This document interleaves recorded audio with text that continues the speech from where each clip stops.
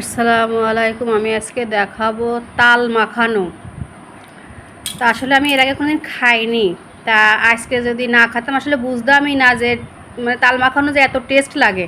সামান্য কিছু উপকরণ দিয়ে ঘরে থাকা কিছু জিনিস দিয়ে তাল মাখালাম, তো অসাধারণ টেস্ট। আসলে যারা না খেয়েছে তারা জানে না। আমি আসলে এর আগে খাইনি, আজকে প্রথম খেলাম।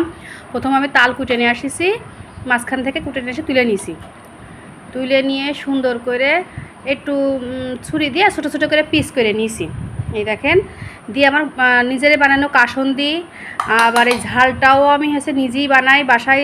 শুকনো ঝাল কিনে শুকাই, আমি নিজেই ব্লেন্ডার করে নিজেই বাসায় বানাই। ঝালের গুঁড়ো নিয়ে নিছি, একটু বিট লবণ দিছি। রেগুলার নামও লবণ দিতে হবে না, বিট লবণ দিয়েছি, আর সাথে তেঁতুল দিছি। এই সামান্য উপকরণ দিয়ে একটু সুন্দর করে মাখিয়ে নিয়েছি, ভালো করে মাখাই নিয়েছি। নিয়ে খাতে যে দেখলাম এত সুন্দর টেস্ট। এখন আমি যে আমার ছেলে মেজ ধোবো তা থুতি পারছি না, তা বাধ্যতামূলক করে থুতিই হইলো।